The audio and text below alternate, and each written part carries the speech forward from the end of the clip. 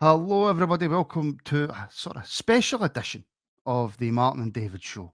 Um, Unfortunately, as I have a very selfish co-host who feels that he deserves to have a social life, our normally regularly scheduled 7 p.m. live show is now to be recorded. Um, do you wish to apologise to the viewers and listeners, David? No, I'm going. I'm going out to a concert tonight. Generally, another way where you spend money on tickets, but you don't leave them wanting to um, basically book the living shit out of the nearest bollard or something. So no, out tonight. But I mean, to be fair, I could have just patched it, You but I could have. You didn't. could have. You But I could think have. Very, very we gracious of you. yeah, we've seen enough, I think, this week of people not doing things they're supposed to do. So yeah, I thought we Yes, we would have. crack on Yes, nonetheless. we absolutely have. I think we actually need to start this show, David, by going back to last Friday. Um, Mhm. Heart and Hand celebrating their 15th year. Um, just the 10 years ahead of the Rabble. So we're catching up. We're catching up. And I was lucky enough to attend the live show. From your perspective, David, how did it go? Yeah, it was a lot of fun. We had a great guest in Bomber, and So good. a huge thank you to everybody who turned up to watch it. Yeah, it was a really great night. And as I say, if any club or anybody watching has an event and they're looking for a guest, then grab Bomber because he's not only is he very insightful, by the way, when you talk about football, and he really such a great understanding of the game and an eye for a player, as we know from his scouting days, but also really funny and some amazing stories as well. So yeah, absolutely brilliant. I've been to quite a few like live shows with like ex players and stuff, and a lot of the times it's good. Don't get me wrong, it's really good content. But that's the first time I think I've went somewhere and the guest has just completely took over the show. You guys could have just walked off, and Bomber could have just stood there himself telling stories. That's why I was excited about it, to be honest, because I knew that Bomber was just so much fun, and I actually think I said at one point up on stage, "I'm having the time of my life up here," because it was great just to sit there and listen to him, and with all due respect to me and my podders, if you've got a genuine true blue dyed in the wool Ranger who is Hall of Famer, who's won everything multiple times. I'm not going to interrupt him and stuff. I'm not going to take up No. time when he could be talking. So no, he was brilliant, and on top of all that, he's an absolute gentleman. Just pleasure to work with and deal with. So like Yeah. I cannot speak highly enough of him. And but I suppose we will have to get to talk about Rangers, right? Unfortunately, we will. So just finally on the 15-year anniversary, does it feel like 15 year? Yeah, yes and no. I think as you get older, you milestones matter a bit less, which is why we've not done a huge amount on it. Um, and you tend to just live in the now a bit Hmm. more than you do when you're young and you've got forever ahead of you kind of thing. But yeah, yes and no. When I think back, a lot has happened. I mean, to Rangers obviously in that 15 years, a lot personally has happened in my life as well and everybody else's. So yeah, I don't really do a lot of looking back, believe it or not, just in general, because there's nothing you can do about it. That once something is done and it's gone, I don't really see the point of harping on about it because it's done. All you can do is try and look forward to the next thing.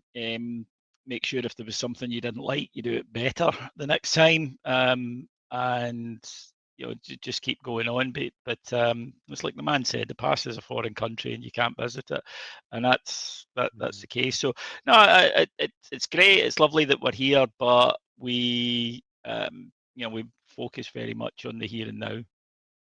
I can remember when I was 19 and I had a size 32 waist. Nice. Those were the Yeah. days. But you can get back to that. That's on you. No, I can't. I'm too fat and I'm just too greedy. I'll never get back to that. But anyway, we can't put it off any longer. What we're here to talk about last night, Rangers 1, Club Bruges 3. Before I really ask you any questions, I suppose I'll just ask you for your takeaway for last night.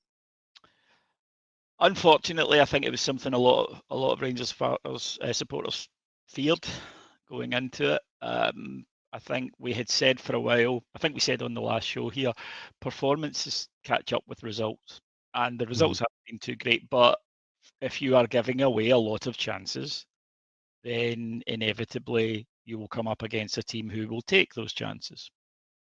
And I think we would all agree that both Panathinaikos and Pilsen made a lot of chances against us in the respective matches, and you were having a step up in quality, a step up in class. I think that the defensive fragility that we'd all witnessed and been concerned about was on evidence and ruthlessly exposed in the opening 20 minutes. The mental fragility, and this is not us, I think, saying anything particularly controversial, because the manager himself, or his head coach himself, referenced it afterwards. He spoke about that fragility that is around the place. I do want to give the fans a pat on the back though, because first of all, the second half, the response they gave the team when Rangers were chasing was absolutely superb. Because you would have thought the place might have been feral or toxic or whatever it was not. That second half, the team really got behind the fans really got behind the team, because they were doing things which I'm not going to praise them for because they should be basics, but they were running harder, working harder, fighting for the ball, trying to get on the end of things, trying to make things happen, open to receive a pass. All of these things that they're not getting credit for, but the fans are getting credit, because once they saw that, they responded really well. And that's my point when people talk about negativity and Ibrox and tough place to play. The fans are desperate, absolutely desperate for something to get behind. And if Rangers give them that, then you saw last night, that was like, you know, a man dying of thirst in the desert being handed a bottle of water. Rangers supporters grabbed onto it and really went for it. And the thing about in the first half, the atmosphere was toxic. You show me a support. You show me a support in world football that would have been calm and relaxed after 19 minutes of that game and the 3 goals that the team had conceded. It doesn't exist. No home support in the world would have been, come on, lads, let's just keep going. It's nonsense. The real test of the support was in the second half, and I thought they were absolutely brilliant. So well done to us as a support. I am less inclined than the manager was to take a lot out of that second half performance. It was better. Wasn't great, by the way. I've watched the game back, and they had more chances than we did. And their keeper made more saves than ours did, even in that second half at 3-0 up. Also, the factory, when a team goes 3-0 up away from home, they relax a little bit. It's human nature, it's sporting nature. So I don't think you can I don't think you can take all that much out of it. Rangers began to play in a way that they should have been playing from the start. You don't get credit for a limited comeback after an appalling first half performance. I'd maybe have gave them credit if they brought it back to 3-3 or something, but they didn't. And yeah, again, I think that you can over egg that and talk about and we've mentioned this before because there were some great comebacks last season. You know, famously, there was some amazing comebacks Rangers did last season. But the fans were very much like, well, yeah, but stop getting into the position where you need to make those comebacks. You know, and that's the truth. Because in certain games you could do it. Kilmarnock, Dundee, both spring to mind as matches where Rangers were able to come back. And then there were matches Rangers weren't. St Mirren, twice, Motherwell, etc. So yeah, I think that nobody that I know anyway, including myself, was shocked at what we watched last night. Angry, perhaps, but not that this came out the blue or this was a complete surprise. And well, we hadn't seen anything that indicated this was coming, because that would be a lie. We did have fears, and last night you were playing a good side, not a great side, but a good side, who didn't need gifts, and yet we handed them 3, total control of the tie, and then it was an uphill climb. I don't know if shocked. I think I agree. I don't think shock's the right word. Um, the anger I felt though um, was unlike anything I felt. I think for a long time. Do you know what it is? We have. I mean, we've said domestically we've been rotten for such a long time, right? But Europe's always sort of been the kind of release valve for that pressure. I suppose, if you want to put it like that. We've always performed relatively well in Europe. We've always got relatively deep in competitions. We've come up against teams like Leipzig and Dortmund, and we've managed to get over that line somehow, even when we've been performing really crap domestically. And I think I went into that game last night thinking, I don't expect us to win because Bruges are now, like you say, a good team, not a fantastic team, a good team, but they're an experienced Champions League team who have got Yes, they are. results in the Champions League, right? Yeah. What I did not expect, though, David, was Giga not to be paying attention to the ball, but no communication with Butland, a defender free in the box from a corner. It's just, I think it's the way we lost the goals Mm. where the real anger came out. Yeah, look, had Rangers gone toe to toe, played well, and the Belgians had played well, and they'd come out 3-1, and it was a case of they Hmm. took more chances than we did, I think there would still have been anger because we're Rangers fans. We're angry when we lose any game, but it wouldn't have been as bad. And that is because that was not the pattern of the match last night. The the first goal, though, is endemic of a bigger problem, which is one, this is a very quiet team. They don't, you know, this has been referenced by the manager in the past, and it's been referenced by opposition players as well. This is not a Rangers team that is particularly good at communicating, right? And last night, that indecision on the goal, I think, stems from a number of things. Firstly, a team that is unsure of itself. The manager puts that down to nervousness. I also put it down to not being entirely clear what they're supposed to be doing. Yes. And I think that when in any job, when you aren't, then you are more prone to mistakes because you don't do things with confidence. You do them in a sort of tepid, not quite sure way. And secondly, it's a systemic thing. You're asking a goalkeeper who does not like coming off his line to come off his line a lot more in the type of game system that we play. And he's clearly unsure. I think his natural inclination is not to go for a ball like that last night.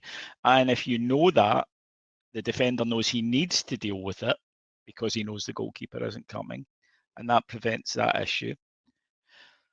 And thirdly, I think what you also have then is a, a team that nobody grabs responsibility, and that was an absolute key example of it again for me last night. Because what should have happened is one of them should just deal with it and then turn around and say to the other one, "Why were you not there?" Or, that was your fault. What were you not doing there? And instead, both leave it to each other. Now, to me, that it is endemic throughout the team, where people don't take responsibility for things, expect that someone else, or maybe genuinely believe because they're unsure, as I go back to, of what someone else is supposed to be doing. And that was the pattern last night. That was that opening half an hour. In the second half, I thought Rangers were, because desperation had kicked in. Hmm. And at that point, I thought Rangers were still not perfect or anywhere close to it, but were playing with a bit more freedom and doing things that came naturally to them. Gassama just started getting the ball and driving at them. Right? There's Yep. nothing scientific about that. He's a winger. He got the ball and he just kept going. And he was brave, incidentally, because he wanted the ball a lot last night and he just kept going and kept going. I think we do have a very good player there potentially. And I exempt from criticism. And he just kept going, and the rest of the team. But there are still huge issues. Let's start with one, right? And there's a lot to get into tonight based on that performance because it isn't a one-off. So I don't think we're being unfair. These are things that we've seen in all the games so far, in literally all the games. So first things first, leadership on the pitch. We don't have any. None. We asked at Heart and Hand, we asked at a press conference a couple of weeks ago, you don't seem to have any leadership out there. Do you need to buy it in? Do you need to sign people who have that? And Russell Martin said, well, we've got leaders out there. We've got John Souttar, Jack Butland. We need to stop pretending John Souttar and Jack Butland and their ilk are leaders, because they are not. Okay? They might be great lads in the dressing room. I'm not denying it. But putting together a group of guys and saying you're the leadership group does not make them leaders. That's just a fact. People either are or they aren't, and they are not. Last night, when the chips were down, they were nowhere to be seen. And that is an issue. Secondly, square pegs, round holes. John Souttar can't be the left-sided centre-back in a team that needs a left-sided centre-back to bring the ball out and play quick passes. He can't do it. Mm-hmm.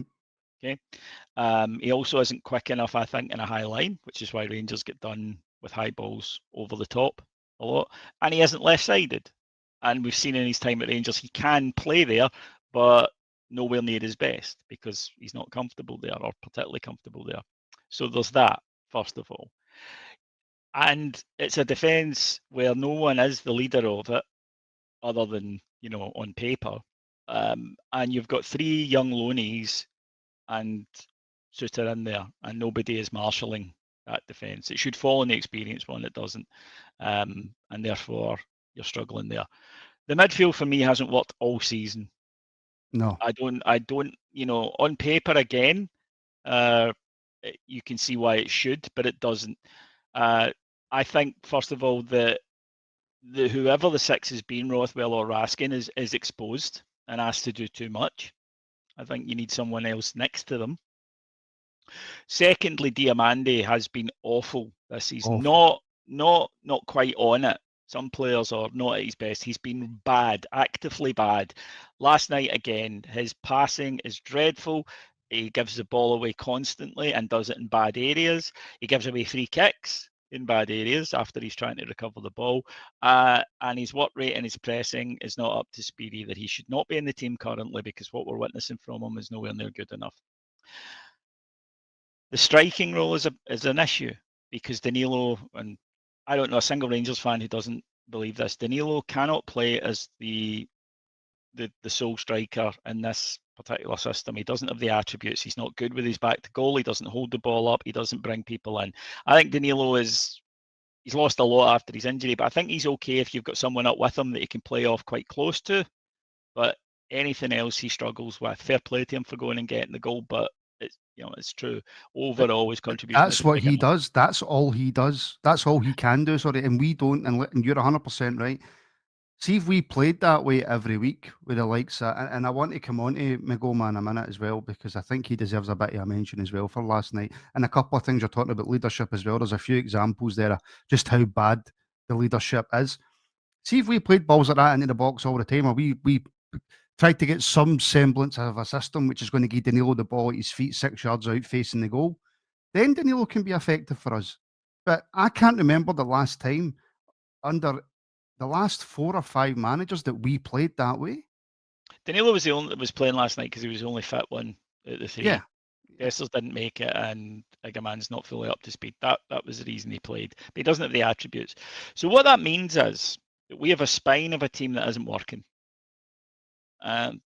We have a goalkeeper who's an excellent shot stopper, and he proved that again last night, but is not particularly comfortable with the ball at his feet, never has been, never will be. So asking him to come out of his box 20, 30 yards is an issue. We've got 2 centre-backs, one of whom's on the wrong side, the other one's a young guy who's struggling a wee bit, and a defence that isn't being marshalled and led. We've got a dysfunctional central midfield where there's far too much space, which is why, again, and we saw this before, it happened a couple of times at Motherwell, the goalkeeper is able to kick the ball in a straight line, 60 yards, to the number 10 of the opposition side who's on the edge of the centre circle in our half, and there's no challenge near him. It's able to travel that. So there's an issue. And then you've got an issue at number 9. I don't think you can have a successful team if you don't have a solid spine, and then you can play off. And I think there is some talent on the wings there, incidentally. I do agree with you last night. I thought Migoma for a debut. And one thing I loved about the young man is at one point, he was taking a throw and Souttar didn't show for him and he bollocked him. He went mental. Well, he was right. And I loved that. That, by the way, is leadership, incidentally. It's saying to the guy, and at one point as well, he was actually telling Suter he was out of position. and he was right, and again, that's what I mean about we can kid ourselves on that Suter's a leader, but he's not. He's a No. central defender that I think plays up or down to the level of the guy next to him. When in fact he should be the one that sets the standard for the younger guy to do the same back to him. So Ngoma was very good. Aaron's, I don't know what the manager was seeing. I've watched the game twice. I thought it was poor. It's not even. I thought he was okay. So if it was his best game for us, then it's a very low bar. Rothwell was all right. It didn't massively impact the game. He wasn't in any way good. He wasn't awful. But again, it was just a game that passed him by a little bit, I thought. And the only one that I thought was really, really good last night was, I thought Magoma was good. Actually, that's unfair. But I thought Gassama was very good. And again, it was bravery, the type of bravery that we talk about, real bravery in football. It is not always smashing into tackles or, getting a bloody nose and playing on with the tissue stuffed up. It. Bravery is, we're 3-0 down, the fans are unhappy, give me the ball, I'll make something happen. And he just constantly went for it. And he was the one that put their defence under pressure in that second half. And I thought he was great and I thought he deserved credit. So last night, Rangers looked dysfunctional. And that for me is a big issue because the manager is promising that it will get better, right? In time. And that might well be the case, incidentally. I can't say for sure that it won't be, but I don't think equally he can say for sure that it will be. So what he's asking you to do then is to take it on trust and believe in him, believe he can do this. Well, if you want people to trust you, I don't think it helps to sit in a press conference and tell them things that are palpably untrue, such as Aaron's had a great game. He did not. By any metric, he did not have a great game. So things like that erode that trust and make it harder for fans to believe in it. And secondly, fans go on what we see, not on what we're told. Right? We go on what we are watching, not what we are hearing. And so far, in the 8 games that Rangers have played under Russell Martin, with the exception of 1 hour against Pilsen, there have been no consistent signs that A, this will work, or B, and this is probably more pertinent, it's getting closer towards working. You would expect a gradual progression with some hicks in between, some dips, right? I don't think we're seeing the progression. What we are seeing is a very similar pattern in each match. And that's why when the manager says, trust me, it will come good, and the fans are saying, I don't trust you, I don't believe it will. It's not to do with the fact that we saw this last season or Clement said the same thing and that we're twice better twice right. It's that we have no evidence for us. You cannot lead a football club on rhetoric and on words. You can only lead a football club on actions and outputs. What Rangers fans are watching is not indicative of a side who are going somewhere that's worth getting to. That's the big concern that supporters have. And nothing the manager or any player in a press conference or anywhere else will say is going to change that. Because if we keep watching one thing and hearing another, then you believe your own eyes. Yes, and it's all well and good, like you say, saying, look, it's going to come good. He also said at one point, I think it was to RTV, he said it will never be as bad as this again, which is a really, really, that's a tricky thing to say Yeah, because if we go to Bruges next week and it's worse, then he said setting similar himself in the up for a presser. fall. Yeah, he said he's similar in set the himself up presser. for a fall. He said that's as hard as it's going to be. Well, I hope you're right. I hope that is an nadir and it is a low point, and that we all look back on it and say, my worry is I don't believe in football terms anyway, in big bangs, right, where it's not working, it's not working, it's not working, it's not working, it works. I don't think that happens. I think in football there's gradual improvement. There may be a moment that we look back on and say that was the turning point, but generally with turning points, when you actually look back a wee bit, you go, well, it was anyway. A good Mhm. example, as people say about Alex McLeish, the turning point was winning the cup final, the Lovencrans Cup final. We'd already won the League Cup. The manager has an infinite supply of patience and time. No. But my big worry, and I mentioned this on another show, is that I would say, and you might disagree, and if so, please tell me. I would say that the most successful example of this style of football in the last few seasons has been Manchester City. I think Pep Guardiola is the final boss, with the hair and Mhm. the beard of this style of football. And I think people like Russell Martin and coaches of his ilk are hugely influenced by that and disciples of that style. Now, first of all, that Manchester City side, let's not ignore, but park for a second that it cost over £1 billion to assemble that team, Mhm. who were as good as they are, and Christ knows how much in wages as well. When they won the treble, they were the best side in the world, and one of the best sides ever, because that is not an easy thing to do, right? They are in that pantheon, and they would suffocate sides. Sides didn't get a kick sometimes against them, and score goals and everything. And one thing I heard a lot, I do an EPL show on our network. And one thing I heard a lot from Rangers fans is, City are brilliant, but I don't like watching them. They're pretty dull. Don't like that Yeah. style of football. Right. And I don't think that's an unpopular opinion. You respected them, but you didn't, there watch it. When you watch the way a team plays, I'm not a Liverpool fan in any sense of the word, but when they're at their best and it's all, free flowing and moving the ball forward at pace, you're like, they're really good. I think it's just a taste thing. So my concern is Martin is saying is hang on and you'll get your reward. And I'm thinking, I don't know if we want that reward. I don't know even if it's going well. Now, the counter to that is, and I'm sure some people will be saying, oh, it doesn't matter how we play so long as we win. You're right. But if Mhm. you're not enjoying the football, then all you have is winning.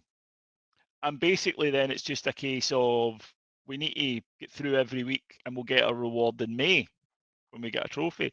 There's no fallback, there's no wiggle room. If a side plays great football, and I think if you're playing great football, the chances are you probably will end up winning things as well if you're playing attacking dynamic football. But it's a style that people I don't think are excited about anyway. It's a type of football I don't think Rangers fans are excited about anyway. So at the moment, it's kind of like, well, wait till you see it when it's finished. And I'm a wee bit worried that when it's finished, we'll all go, is that it? I was expecting, from what he said, Rangers to be a high pressing, move the ball Mhm. really quickly. Yes, there would be possession and times where we would just keep the ball, because you need to do that to let people. Liverpool, again, are very good at this, by the way, that there's sometimes they do just keep the ball at the back line. It's to let their attacking players rest for the next time they go again, and 5 minutes, take this thing, then go. Man United under Ferguson in the 2000s Yeah. were brilliant at that, Brilliant. right? Right, lads, control the ebb and flow of a game. But I haven't seen.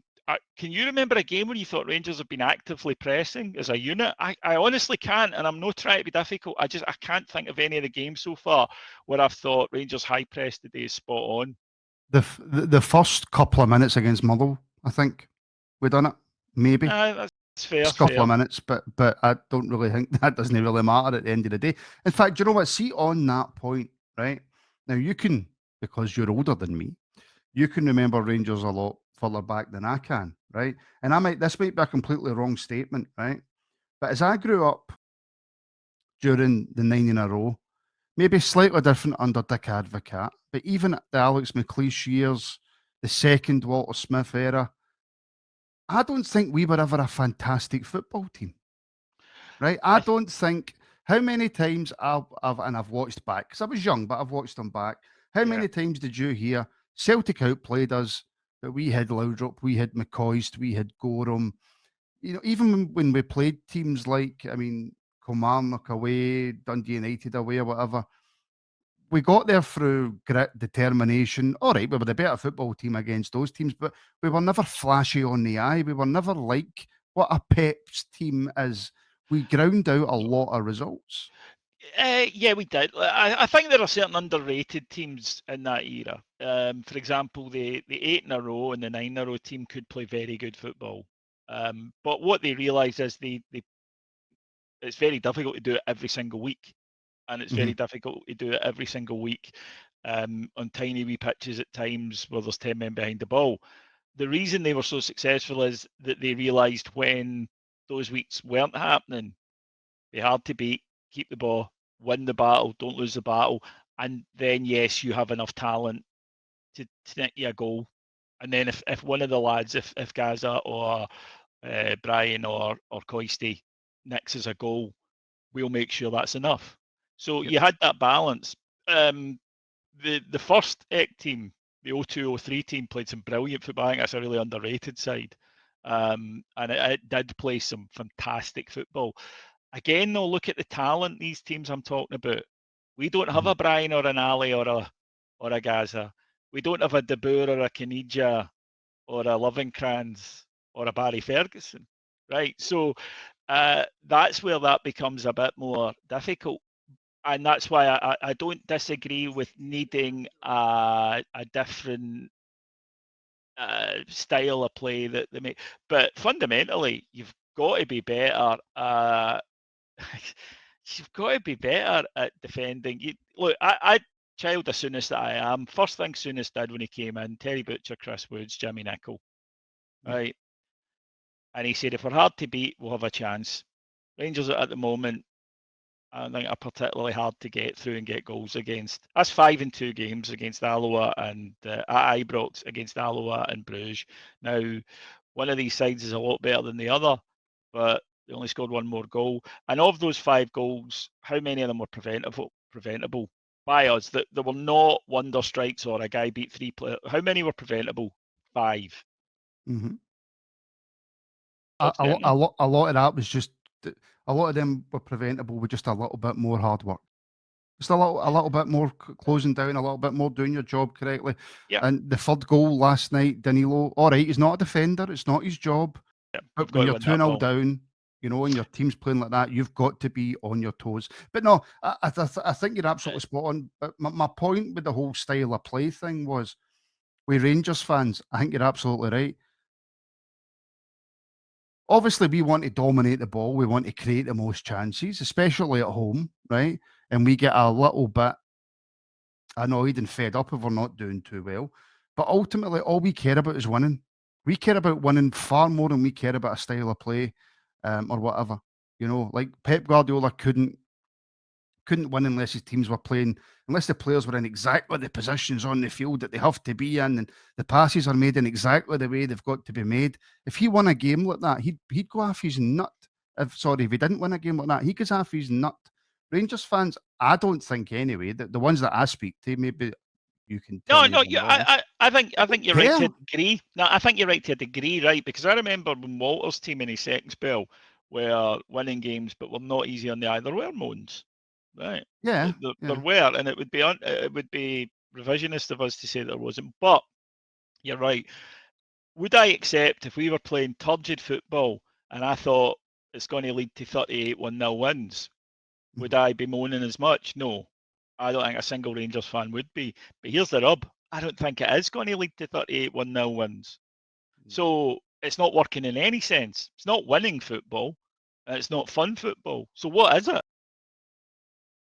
It's shite. That's what It's neither fun to watch nor effective, and that's the worst of all worlds. The defence badly needs something done to it because at the moment it's all over. The midfield needs reconfigured. It doesn't work, and in the defence's defence, they do face a hell of a lot of shots. That's not all on Gosh, them. amount of shots. That is because we're so open in the middle of the park and easy to get through that teams are getting through us. And then attacking wise, it's not that we make bad a load of chances. So it needs to improve all over the field. Now, Russell Martin is convinced that it's going to, and that is great. I don't currently share that conviction. And the caveat that all Rangers fans are saying, I hope I'm wrong. right? Of course we do. We want it to click, and we would love to be sitting, at Christmas in a title race, playing really well and going, I remember those first couple of months, but it was totally worth it. He says that will happen. I'd like to believe that, but I'm afraid my brain is telling me that isn't what is happening. And I mentioned earlier, live in the present, right? Not in the past and not in the future. The past I can't touch, and I don't know what's going to happen in the future. So living in the present and talking about where we are today and what I am witnessing, it's not good, and it doesn't appear to me that it is going to imminently get any better. Next 5 games: St Mirren, Bruges, Celtic, Hibs, Hearts, or Hearts, Hibs. I can't remember the exact order of it. Right? I think it's Hearts, We're Hibs. not Yeah. Hearts, Hibs. We are not playing well. And if Russell Martin can say all he wants, it's going to get better. It's going to get better. Is it going to get that much better for Sunday? Is it going to get that much better for the Old Firm game in a couple of weeks? Is it going to get that much better in time to play Club Bruges? Next midweek. Is it going to get that much better when you go to play Hibs, who, regardless of what you think, are in a good run of form Hibs are a and good playing side. really well under David Gray? Hibs are a Is good it going to side. is it going to get that much better before the point comes where the league is genuinely gone? Well, that's the thing. These are 5 very tough fixtures we've got coming up. Let's not forget we started off in the league with a couple of easier fixtures, incidentally. We just didn't win. So these are enormous games, and now he's at the results stage. Because let's be honest, if he doesn't win against St Mirren, then the knives get that bit sharper. If he takes a doing in Bruges, the knives get that bit sharper. And if any Old Firm game, especially at home, doesn't go well, we all know the reaction. And then it doesn't matter if we've got a really popular manager at that point or not, because it's an Old Firm game. But that's the job, Yeah. And this is what I mean about the infinite patience thing. There will come a point when people are just, I'm not going back to league. What do you think that point is? And this is a horrible that I know, but that I don't know, because we haven't got any experience of these owners yet. So yeah, you made a good point about Leeds and looking at Daniel Farker at the end of the season, even though he got. they actually, his job was on the line. Yeah, which actually could be good ownership, because they might look at it and go, we could get somebody better to take away. I wouldn't be against that, but you are absolutely spot on. I mean, we talk about it like it's somehow, we don't like firing managers. Nobody does, because it means you're not doing well. I get that. However, let's not kid ourselves. It doesn't happen in England, or Spain or Germany. Do you think a Rangers manager under this ownership gets a lot more leeway or time, for talking's sake, than the Leeds manager in the Premier League does under that ownership? Well, that's a very good point. And the honest answer is I don't know, because I haven't spent much time with these guys. I think I've met them twice. Met them twice. Spent maybe about half an hour with them, and that's not enough to get a read on someone's intentions. What I will say is, ruthless businessmen, which is what they are, what we were told they were, don't sit on a failing business that long. They change it. And this isn't scientific. There's no guaranteed proof that you will be right in the end up.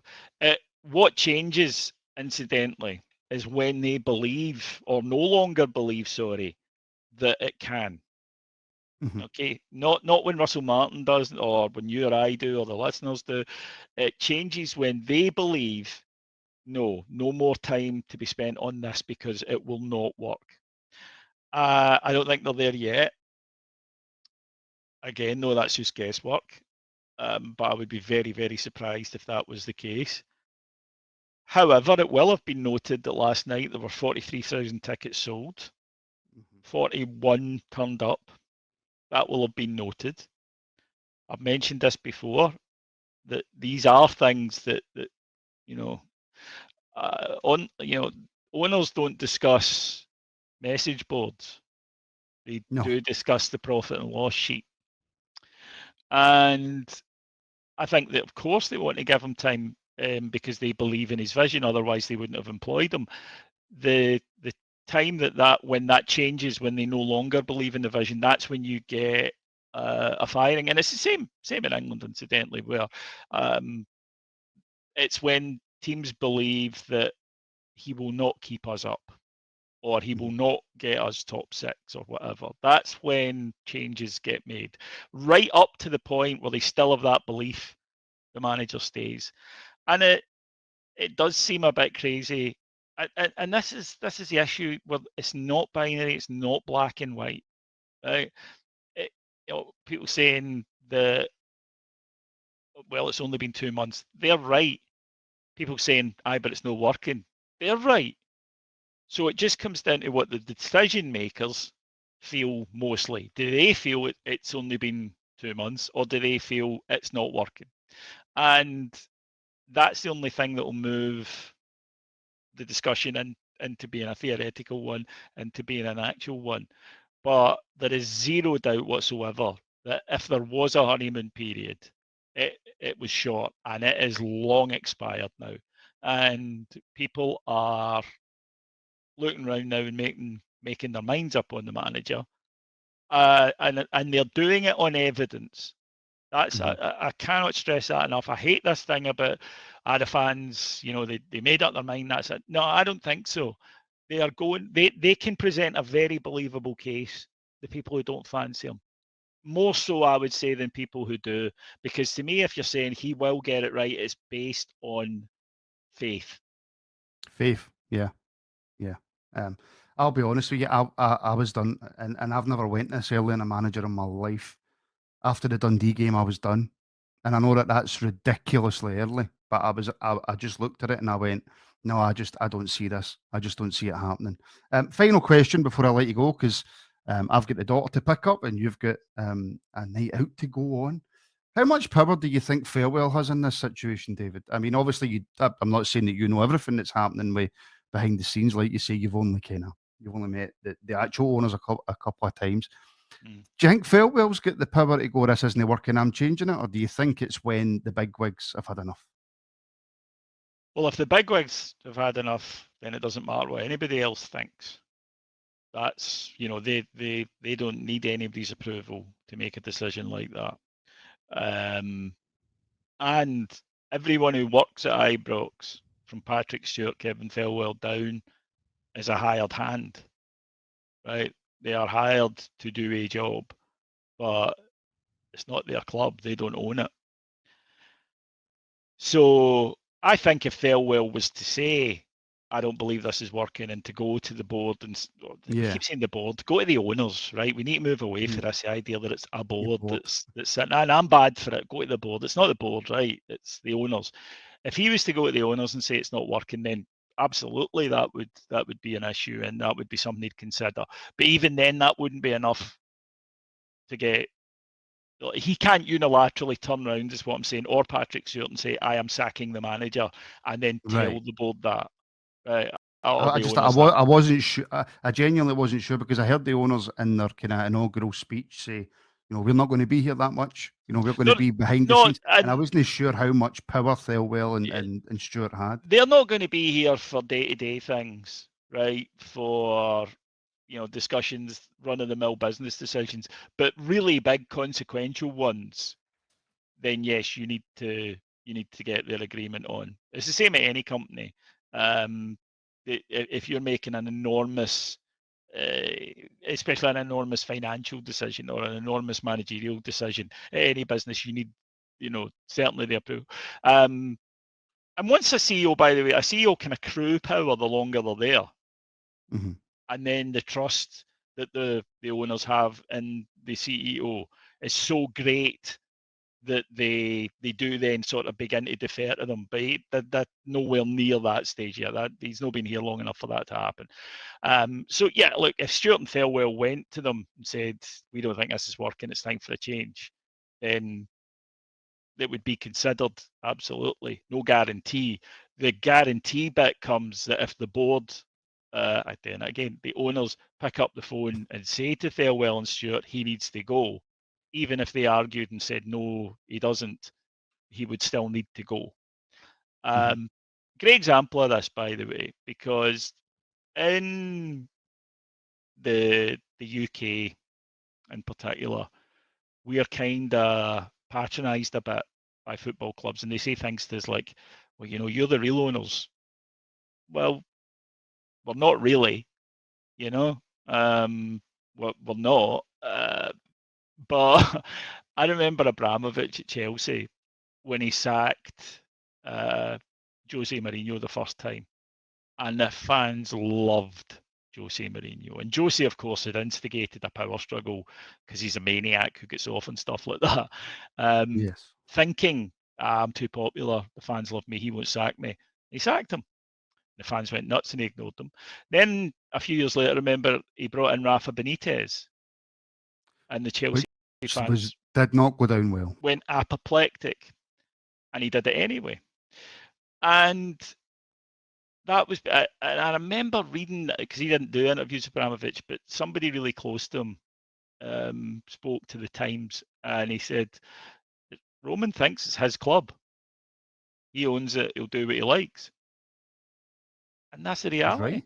He is absolutely right. And we as football fans don't really like to hear that or acknowledge it, but it is the truth. Deep down, it's the truth. We are a huge and important part of it, and you can't run it without us. Absolutely not. But deep down, that's how owners feel. So you can't run it without us, but also, how much of Fernandez's transfer fee did me, you, or any other supporter pay? People might argue season tickets. They might argue season tickets. They'd be right. The owners, the owners are the ones with the purse strings. The owners are the ones with the money. Yes and no, because that's what I mean about things that get managers sacked, dwindling attendances, because then that cash flow is impacted. I don't think we're there yet with Russell Martin. I need to stress that. I don't think we're there yet. What I will say is that I think this week's the first that I would beginning to see that it could be a possibility on the horizon.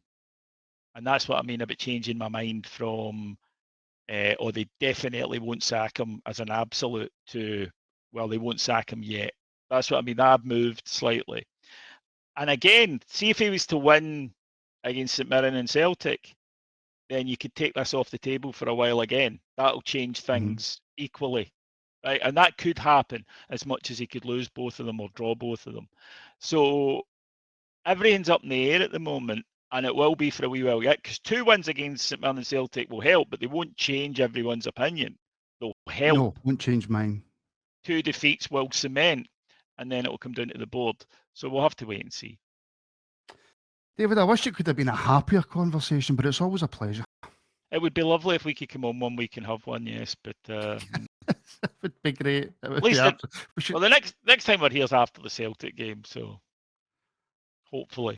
Oh, I tell you, I don't know if it's just since we started this show that. No, it's not. Trust me. Right, okay, fair enough. Thank you to everybody who's tuning in and listening. Thank you to everybody on the Rangers Rabble Network and the Heart and Hand Network as well for putting up with the Heart and Hand Network. They don't need to see this beautiful face, but they need to put up with my dulcet tones. But hello and thank you to everybody over there as well. David, like I say, always a pleasure, and I'll see you in a couple of weeks. Yep, see you in 2 weeks, mate.